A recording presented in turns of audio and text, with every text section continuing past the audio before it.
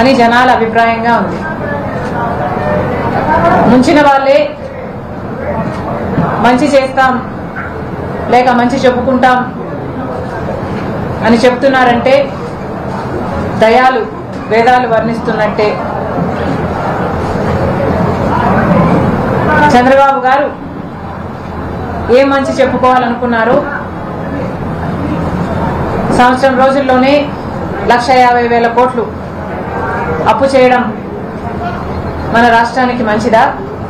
లేక 5 సంవత్సరాలలో జగన్మోహన్ రెడ్డి గారు కరెంటు ఛార్జీల పేరుతో 32,000 కోట్లను జనం నెత్తిన బాధితే చంద్రబాబు గారు ఒకటే సంవత్సరంలో 17,000 కోట్ల రూపాయలను జనం నెత్తిన మోపారు. ఈ మంచి చెప్తున్నారా? లేక రైతులు ఇప్పటికే గిట్టుబాటు ధర దొరకక ఆత్మహత్యలు చేసుకున్న వాళ్ళు ఆత్మహత్యలు చేసుకుంటున్నారు, లేకపోతే అప్పుల పాలై గగ్గోలు పెడుతున్నారు. ఈ మంచి చెప్పాలనుకుంటున్నారా? ఏ మంచి చెప్పాలనుకుంటున్నారో చంద్రబాబు గారు మాకైతే అర్థం కావటం లేదు. ఓట్లేసిన ప్రజలు చంద్రబాబు గారు ముంచారు అని ఎందుకు అనుకుంటున్నారంటే చంద్రబాబు గారు ఇచ్చిన హామీలలో ఏ ఒక్క హామీ కూడా పూర్తిగా అమలు చేయటం లేదు. చేసిన హామీలు కూడా అరకొరగా చేస్తున్నారు. ఇక చెయ్యని హామీలు అయితే సూపర్ 6తో సహా ఎన్నో ఉన్నాయి.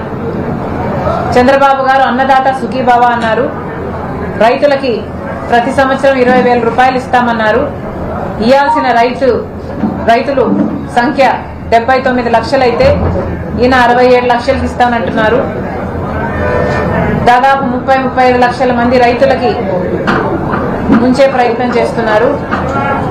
తల్లి దీవెన ఈ పథకం అయితే 87 లక్షల మంది పిల్లలు చదువుతుంటే 67 లక్షల మంది బిడ్డలకే ఇచ్చి 20 లక్షల మందికి బిడ్డలకు ముంచే ప్రయత్నం చేస్తున్నారు.